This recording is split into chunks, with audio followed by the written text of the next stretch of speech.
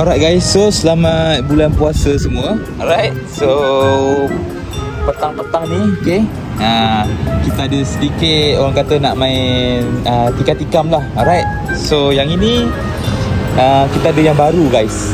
So kalau korang tengok kat sini ada yang baru lah. Oh, ini apa ni? Funky face mask. Ui, seramnya ni, macam mana nak beli? Okay, party dengan kawan pakai ini. Oh, dia topeng lah, topeng. Okay, tengok sikit. Oh, dia macam ada banyak ni. Okay, mungkin dia dicampur random. Okay, dia semua kat sini pakai musim baru. Okay, yang ini pun best. Yang ini slime, pearl slime. Oh, ada banyak colour tau. Okay, tengok ni. Yang ini pun ada yang boleh dapat, nampak? Kalau macam ni dapat. Okay, dia ada campur. Kalau macam ni macam tak dapat. Okay, sebab harga dia 50 sen. And then susah sikit lah. So yang ketiga yang baru kat ni pun baru. Yang ini kereta lah. Okay, kereta jentolak, kereta kebal. Okay, yang ni mainan juga. Okay, pun masih baru lagi. Dan yang ini kita pernah main magnet, tapi tak pernah dapat magnet. So untuk hari ni kita nak try dua ni lah. Okay, so bajet kita tak banyak. Di bulan Ramadan ni bajet kita hanyalah berapa ringgit? RM3 saja. Okay, yang ini harga dia RM1. Kita nak tengok dapat tak. Orang kata apa, face mask seram ni. Okay, mana tahu boleh buat prank. Right, 1, 2, 3. Alright, okay. Oh, okay, nampak dia punya ni lain. Mana dia punya ni? Siapa macam gini je?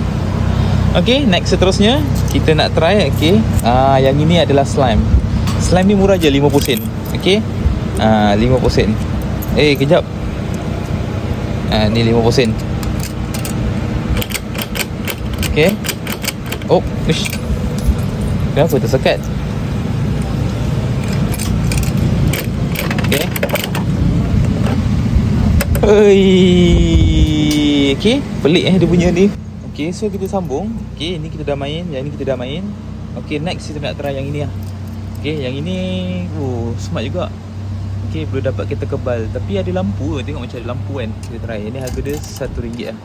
Okay, harap-harap dapat lah. Oh, dia boleh tarik. Kalau tarik dia gerak. Okay, Uish, agak-agak dapat kan ni. Okay, menarik. Bulan puasa ni banyak ong juga So the last one 50 sen. Boleh main apa? Last ni lah magnet. Okay, ni magnet ni kita, kalau dapat okay lah. Okay, try. Harap-harap boleh dapat magnet. Okay, nampak macam apa tu. Okay, jom kita unboxing dulu. Okay, so kita akan unboxing. Total tadi kita main 4 kan. Okay, 4. 2 ni pelik, 2 ni okay. Alright, kita dah unboxing dulu.